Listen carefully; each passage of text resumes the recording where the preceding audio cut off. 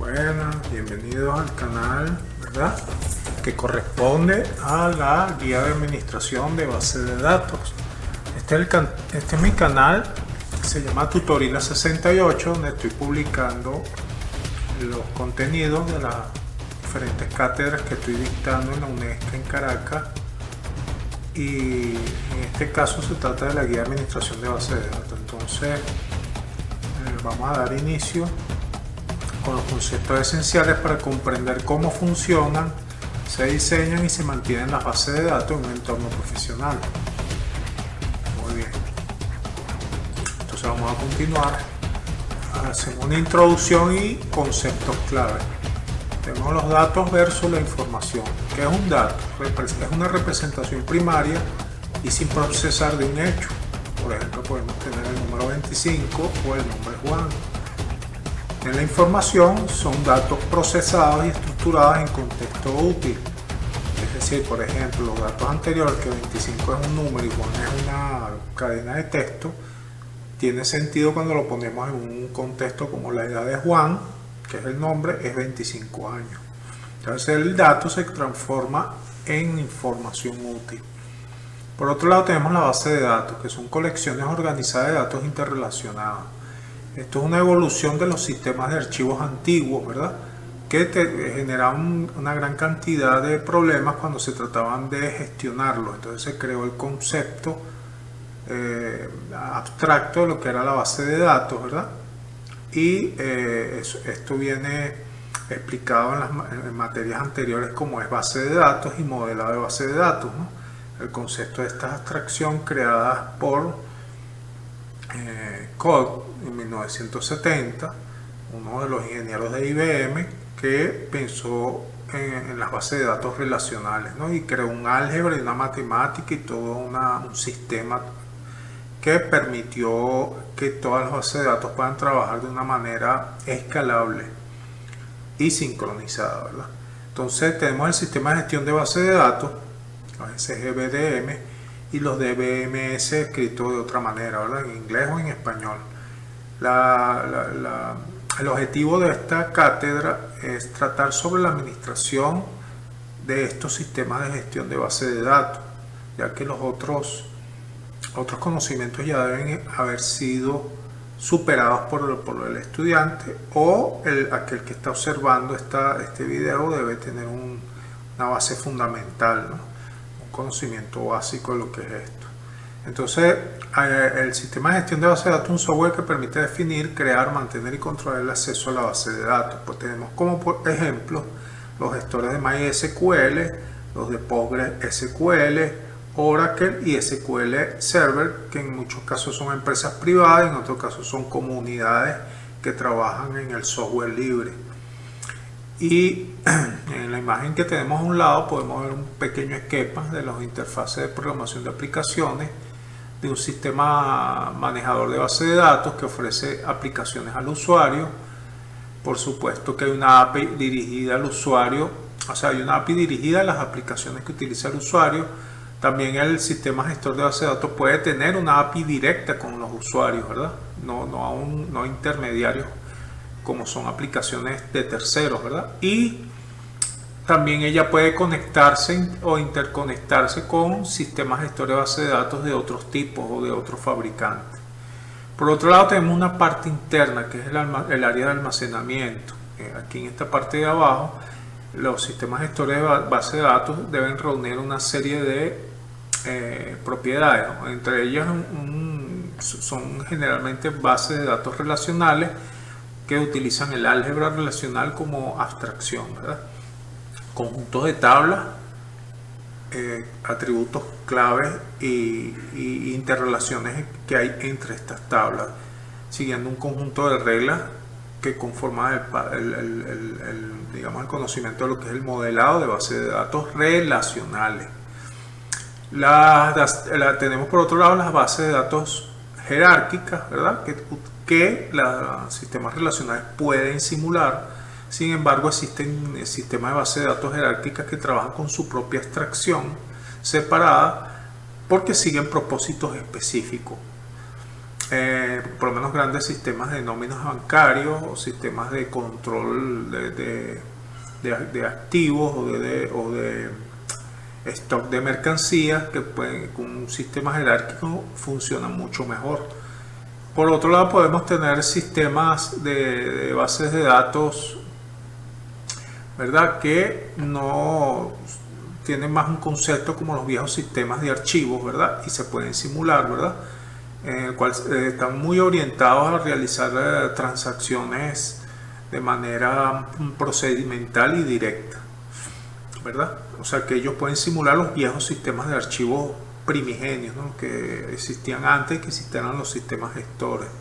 Y por otro lado también podemos simular o podemos obtener bases de datos basadas en objetos, que este es otro paradigma o tecnología que estuvo muy de moda, entró en mucho uso en los años, hace 20 años atrás, pero debido a su gran nivel de dificultad y de aprendizaje, y no solo eso, sino las dificultades técnicas en su implementación, lo fueron dejando un poco atrás, pero que también forman parte de tiene todo un concepto y una tecnología atrás de ella. Entonces muchas de estas bases de datos pueden ser relacionales y basadas en objetos, como en el caso de Postgres, que son híbridos, como hay unas que se especializan nada más en modelo relacional, y como hay otras que trabajan que pueden simular todos los tipos de modelos, ¿verdad? Vamos a continuar. Ventaja de un sistema gestor de base de datos: el control de la redundancia, es decir, minimizar la duplicación de datos en múltiples ubicaciones. Esa es su parte fundamental, reducir datos duplicados. Lo único que se deberían duplicar serían las claves, no los contenidos de los datos. De los datos, no de las celdas, de las variables. Consistencia de datos, que asegura que las diferentes copias de datos sean coherentes, o sea que no tengamos datos desconectados. La integridad de datos, que aplica reglas para garantizar que los datos sean correctos, o sea, verificar que todo lo que se guarda en las celdas o en los campos o en los atributos correspondan a lo que el atributo pide y no haya nada que no guarde correctitud o que no esté formalmente colocado ahí. Por lo menos una forma de la integridad de datos es también el asunto de los campos en blanco, que deberían tener algún mensaje, se le debería guardar algún contenido que diga campo vacío o celda vacía o espacio en blanco, pero escrito explícitamente, y no simplemente dejar el campo en blanco. Eso también forma parte de la integridad. La seguridad, que controla el acceso y los permisos de los usuarios, que es fundamental. Algunos usuarios pueden acceder a cierta información y otros no. El acceso concurrente, que permite que muchos usuarios al mismo tiempo accedan o que múltiples usuarios estén accediendo simultáneamente. Y eso existen varias estrategias, sobre todo que se tratan de la paginación de estas tablas para que muchos usuarios puedan acceder. Estas formas de paginación en memoria, que también tienen que ver con la segmentación, pueden permitir que muchos usuarios accedan a un registro, pero tiene un precio a pagar, que se consume más rendimiento del servidor de base de datos. Entonces siempre se hace un estudio estadístico para saber cuántas necesidades tiene una base de datos y acceder de que muchos usuarios accedan a su registro, o solo a la mitad de la tabla, o solamente a la tabla, dependiendo de la naturaleza del negocio. Entonces vamos a continuar. El modelo relacional, este es un aspecto fundamental, entender cómo son sus conceptos y equivalencias, ¿verdad? Tanto en la parte conceptual como en la parte de la lógica, de la parte lógica y como la parte física, ¿verdad? Entonces el modelo relacional tiene un concepto que se basa en relaciones, ¿verdad?, que hay entre las tablas, que es su equivalente. Una tabla es una relación que hay entre sus filas y columnas. Esa es la relación principal de una tabla, ¿verdad?, que tiene dos dimensiones. La tupla, que es la fila como tal, y el atributo, que es la columna, y la suma de ambas genera la tabla, que es la relación. Y el esquema de relación es la estructura de la tabla, es decir, que estas tablas están estructuradas también de forma física, o sea, no solamente tienen apuntadores o claves, campos claves, sino que también tienen un tamaño y tienen un tipo de dato y otras características adicionales, ¿verdad? Que son sumamente técnicas. La clave primaria es fundamental, identificar de forma única cada tupla, no puede ser nulo, es decir, no puede estar vacío, siempre debe tener algún contenido, generalmente numérico o alfanumérico, y cada tupla, que es la expresión de un registro, debe estar identificada de forma única con una clave primaria. La clave foránea, en cambio, establece relación entre las tablas, es decir, que puede duplicarse. Es el único duplicado que se permite en estos sistemas relacionales. Y hace una referencia a una clave primaria, que se puede duplicar en la tabla a la que queremos relacionar. Entonces existe la relación como tabla y la relación de relaciones, que son tablas que se interrelacionan o se comunican entre sí. La relación de las relaciones, o sea, la relación que hay entre tablas. Aquí podemos ver un ejemplo de las tablas, ¿verdad? Podemos ver la clave y uno de sus atributos, ¿verdad? Y los contenidos de datos que ellas poseen. Vemos una figura que tiene unas paticas de gallo aquí que indica que esta clave permite es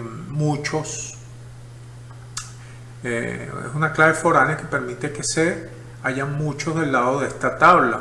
La clave se duplique para muchos y aquí es única en el caso de estudiante. Entonces, un estudiante puede tener muchas marcas o debe ser materias, ¿no? Para ver, sujeto, dato, bueno, esto como propiedades, ¿no? Entonces, este estudiante tiene ID, tiene el primer nombre, el último nombre y tiene un ID de agrupación que forma parte de un grupo, o sea que muchos estudiantes pueden formar parte de un solo grupo y a su vez digamos que supongo que esto se refiere al calendario, ¿no? Este calendario, un estudiante puede tener varios calendarios y a su vez podemos tener que estos grupos de estudiantes o secciones, vamos a llamarlo así, por cada sección pueden haber múltiples profesores. Entonces, a su vez, estos profesores solo enseñan bueno, para ver, aquí dice profesores, primer nombre y apellido. Y aquí profesores y grupo ID. Claro, esta es una clave de índices cruzados que une a los grupos de secciones con sus profesores. O sea, es decir, que un profesor puede tener muchos grupos y un grupo puede tener muchos profesores. Entonces se crea esta tabla intermedia que combina la clave de los grupos con la clave de los profesores. Y en el caso de sujetos, no. Sujetos también se combina con la clave de profesores, o sea que esta es una tabla de índices cruzados de 3 tablas. Externario, ¿verdad? Y estos sujetos tienen un título, debe ser el título de la materia, o sea que aquí está el calendario, el título de la materia, ¿verdad? Y una materia puede ser asignada a varios profesores y estos profesores a su vez pueden tener varias secciones, o sea que cada materia puede tener múltiples secciones y múltiples profesores. A su vez también puede tener múltiples fechas de calendario, ¿no? O marcadores, ¿no? Entonces esto que ustedes ven aquí expresa un esquema de una base de datos que permite que ella funcione y se pueden obtener información de ella sin que haya duplicidad de datos, solamente lo que se duplicarían serían las claves. Entonces vamos a continuar. El modelo entidad-relación es un modelo conceptual que permite hacer una planificación o un prediseño para entender los problemas previos antes de construir el modelo relacional. El modelo relacional tiene dos aspectos, el modelo lógico y el modelo físico. Pero si nosotros no vemos todos los problemas teóricos que pueden surgir en estos, digamos, en estos datos e información, debemos preverlos antes a través del concepto de lo que es una entidad y cómo es la relación entre la entidad. Y entonces ella contiene un conjunto de elementos. Primero la entidad como tal, que es el objeto, cosa del mundo real, que se puede distinguir. Por ejemplo, lo llamamos cliente, producto, profesores, estudiantes, materias, horarios, así sucesivamente. Y el atributo, que es la propiedad de una entidad, es decir, que cada entidad tiene propiedades o atributos por separado. Por lo menos un cliente posee nombre, apellido, dirección, teléfono, que se conocen como los atributos. Y la relación, que es la asociación entre dos o más entidades. Por ejemplo, el cliente que realiza el pedido, entonces se produce una relación que hace que crucen claves, ¿verdad? La cardinalidad, que es el número de instancias de una entidad que se relaciona con otra, ¿verdad? En este caso, las cardinalidades pueden ser 1 a 1, o sea, puede haber una relación única entre una tabla y otra. Una relación puede ser de 1 a n, es decir, que por cada elemento de una tabla tiene múltiples tuplas en la siguiente tabla o en la siguiente entidad. En este caso estamos hablando de entidades. NM, que es una entidad que significa muchos a muchos y puede tomar de dos tablas al menos. Desde un lado, una relación de muchos por el lado de la izquierda y de muchos por el lado de la derecha.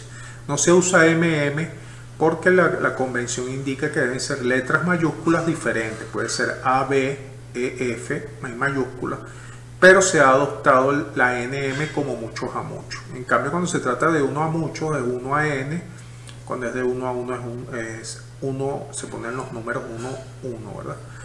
La cardinalidad, la relación atributo-entidad son aspectos muy importantes para uno diseñar, hacer el diseño previo al modelo relacional y detectar las anomalías de una vez. O sea, ahí uno hace una normalización adelantada. Bueno, vamos con la arquitectura de 3 esquemas. Tenemos el ANSI Spark, ¿verdad? Que es una forma de arquitectura, un estándar que nos dice lo siguiente: el nivel externo, que son vistas, y cómo cada grupo de usuarios ve los datos. En este caso, el subconjunto de la base de datos. Tenemos entonces el nivel conceptual, que es la estructura lógica completa de la base de datos, y se ignoran los detalles físicos. O sea, nosotros estamos viendo simplemente la abstracción del mismo, las ideas presentes en ella, los diseños, los planos. Y al nivel interno físico, ahí sí estamos viendo detalles técnicos que tienen que ver con la computadora, el servidor de base de datos. Y fíjense que describe el almacenamiento físico de los datos, como son índices y archivos. Entonces de ahí vamos a los elementos existentes, reales, no a simples abstracciones. Y por otro lado tenemos la independencia de los datos. La independencia de datos pueden verse de una forma lógica o física. La lógica es cambiar el esquema conceptual sin afectar los esquemas externos. Y la física, que es cambiar el almacenamiento sin afectar al esquema conceptual. Por eso que la parte lógica conceptual va primero. Tenemos que resolver siempre de antemano los problemas antes de irnos a la parte física, porque si se produce alguna mal diseño previo, modificar elementos físicos resulta muy costoso en tiempo y recursos económicos. A veces hasta puede requerir que se tenga que volver a reconstruir la base de datos física. Entonces la idea es prevenirlo a través de la etapa lógica. Entonces aquí podemos ver en este dibujo un esquema donde nos aparece como centro el nivel conceptual. Tenemos el nivel externo, donde hay independencia en la lógica de datos, que tienen que ver con las vistas, y la parte física, que es la independencia de datos físicos. Entonces tenemos los datos lógicos y físicos del modelo relacional, ¿verdad? Cómo se conectan ambos a la parte más importante, que es el nivel conceptual, que debe ser lo primero que se debe abordar. Entonces, por un lado se desarrolla la independencia de la lógica de los datos, y por otro lado la independencia de la data física. Y es la data física la que finalmente se almacenan como datos reales en los servidores. Muy bien, entonces la normalización, este es un proceso que en la parte de la visión conceptual o el modelo entidad-relación debemos ver con mucho cuidado. Es nuestro principal objetivo, lograr normalizar la integridad de lo que va a ser la base de datos. Entonces la normalización se define como un proceso para organizar columnas y tablas con el fin de reducir redundancia y mejorar integridad. Entonces tenemos 3 formas normales que son básicamente las necesarias. La primera forma normal donde los atributos se basan en que tengamos atributos atómicos, es decir, que no hayan grupos repetitivos. Por ejemplo, si nosotros estamos diciendo nombre, en el nombre no puede estar incluido el apellido, o no pueden estar excluidos los dos nombres. Deberíamos tener el nombre, el primer nombre, el segundo nombre, primer apellido y segundo apellido.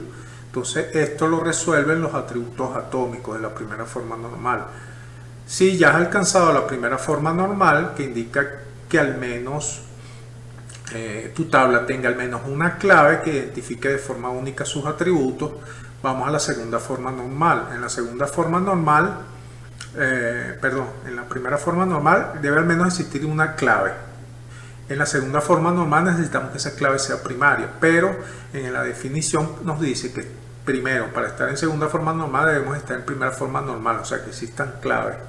Y atributos no claves que dependan completamente de la clave principal.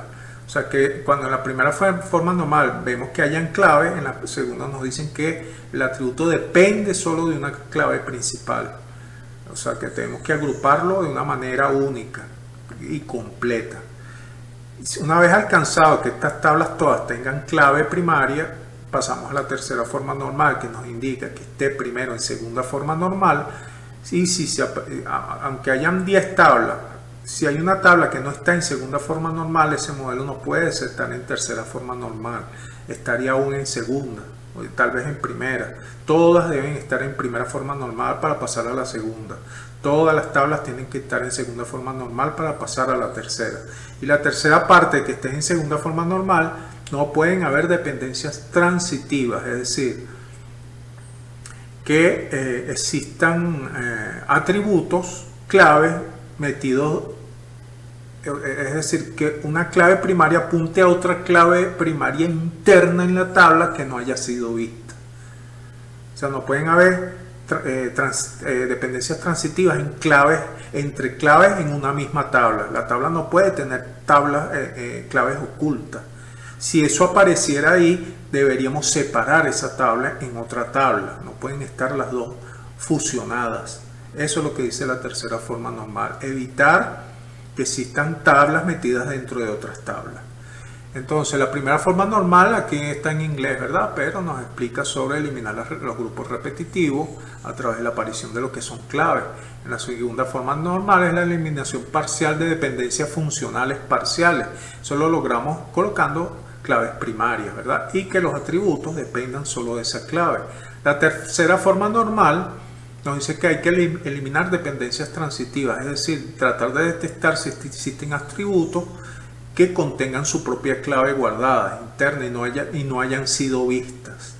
Si no han sido vistas, entonces esto no está en tercera forma normal. O sea, las dependencias transitivas deben desaparecer. Entonces el requisito para estar en segunda forma normal es que ya debe estar en primera forma normal antes de colocar nuestras claves primarias. La tercera forma normal que ya debe estar en segunda forma normal, es decir, ya hayan claves primarias. Entonces lo que hacemos es búsqueda verificando si todos los atributos dependen de esa clave primaria y si no existen dependencias transitivas entre atributos que no dependan de esa clave principal, o sea que tengan su propia clave oculta. Entonces eso tiene una técnica para hallarla. Hay una forma que se conoce como forma normal voice code, que es una forma especial de la tercera forma normal, que permite eliminar las dependencias funcionales, ¿verdad?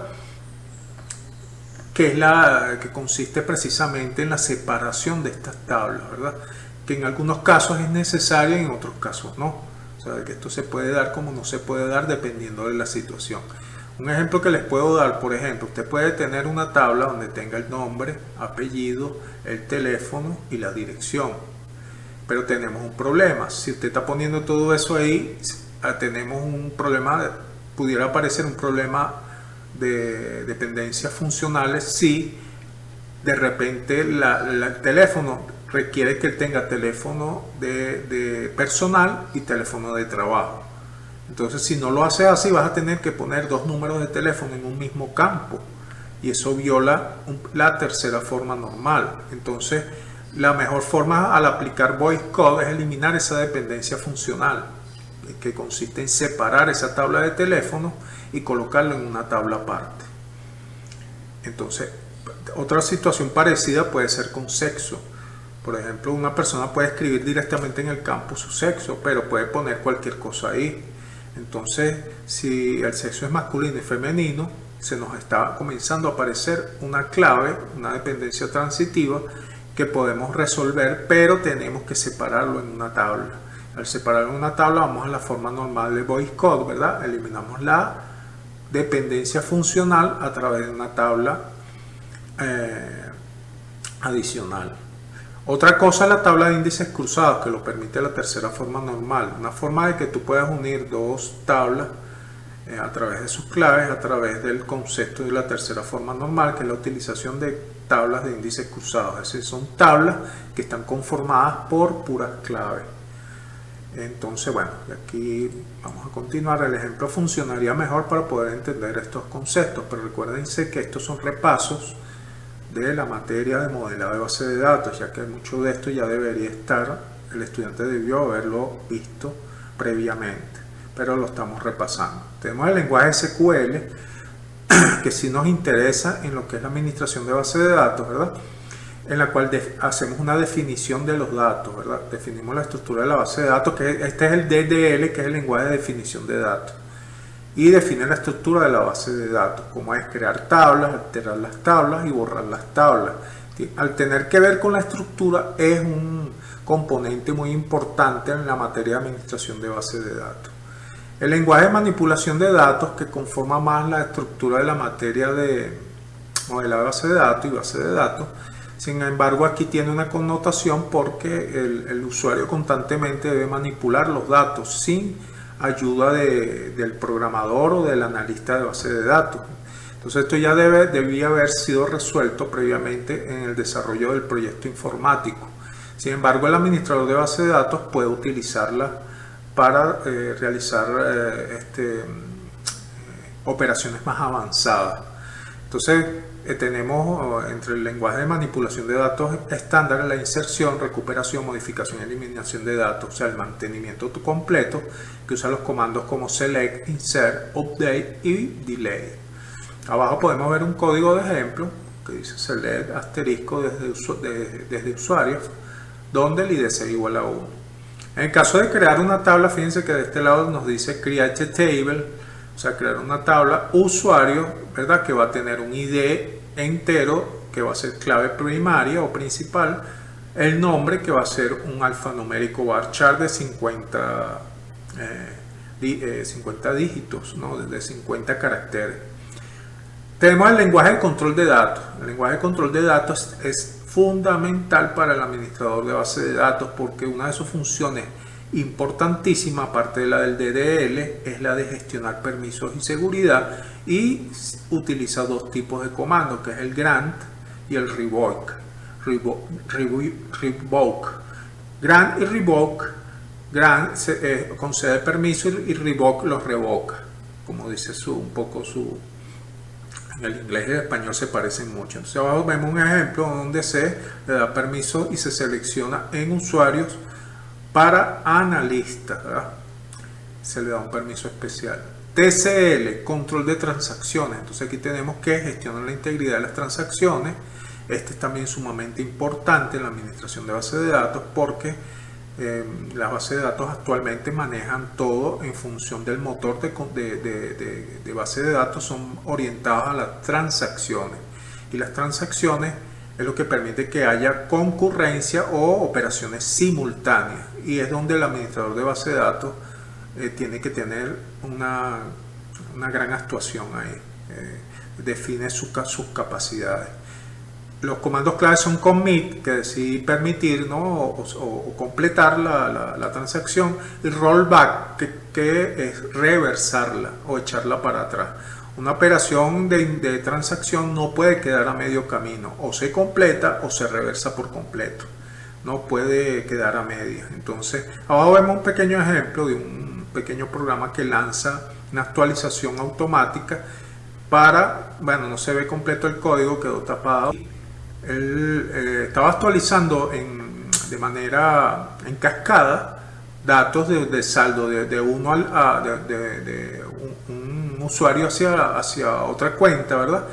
y el commit y el rollback debe indicarnos si ese saldo fue correctamente seteado o si se actualizó bien las cuentas de un usuario. Si el usuario no completa su operación, por ejemplo que esté en un telecajero y por alguna falla eléctrica el cajero no le entrega el dinero, su saldo no debe ser rebajado, sino que se le debe reintegrar su operación. ¿A través de qué? De un rollback.